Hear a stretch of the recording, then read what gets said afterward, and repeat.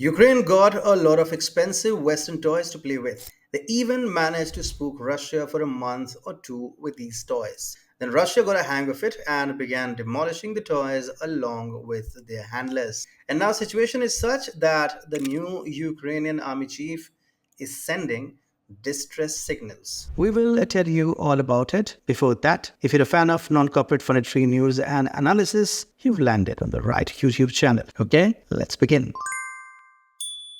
On April 13th, the commander of the Ukrainian army, Alexander Syrsky, reported a significant deterioration in conditions on the Eastern Front, particularly around Bakhmut, that was liberated by Russian forces in May 2023. Despite setbacks, Ukrainian regime continues to project the possibility of a counter-offensive next year. During a recent visit to Bakhmut, Commander Syrsky noted that Russian forces have capitalized on the region's dry, warm weather to deploy tanks and armored vehicles effectively, thereby intensifying their operations. In his communication, Syrsky underscored the growing challenges faced by Ukrainian forces. He emphasized that only superior technology and advanced weaponry could potentially shift the balance in favor of Ukraine against a numerically superior and better equipped Russian military. Furthermore, Syrsky highlighted the need for enhanced training for Ukrainian soldiers and improvements in infantry capabilities, pointing out deficiencies in manpower. The issue of manpower was recently addressed by Ukrainian legislators who passed a bill revamping civilian military recruitment. Additionally, Ukrainian President Volodymyr Zelensky signed a law reducing the draft age from 27 to 25, aiming to bolster the military's ranks. However, the support Ukraine depends on has encountered obstacles. Notably, American aid has been stalled since the end of last year. The US House of Representatives failed to approve the necessary budget for continued assistance to Ukraine, creating a gap in military support. In response to this shortfall, European nations have stepped up their contributions.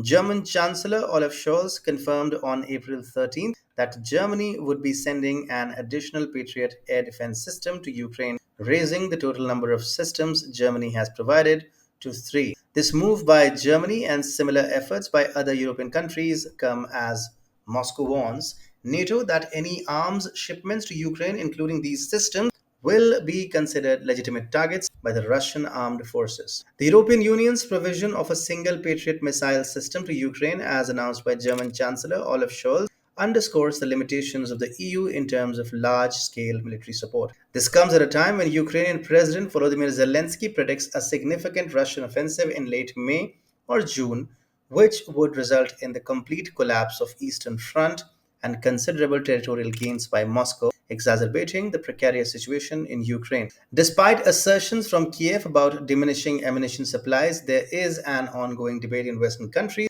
regarding the continuation of support for Ukraine. The uncertainty is especially pronounced concerning the United States' commitment. French officials, as reported by Le Figaro, have indicated that Ukraine's strategy is to hold out through 2024 with the hopes of launching a substantial offensive in 2025. According to a French official cited by Le Figaro, Ukrainian authorities are seeking sustained resistance support through the next year to prepare for an offensive the following year. Meanwhile, current military reports highlight the intense ongoing conflicts along the Eastern Front, with Ukrainian forces hoping to maintain defensive positions against relentless Russian advances. President Zelensky has repeatedly stressed the critical nature of American aid, which he argues is essential for Ukraine's survival in this conflict.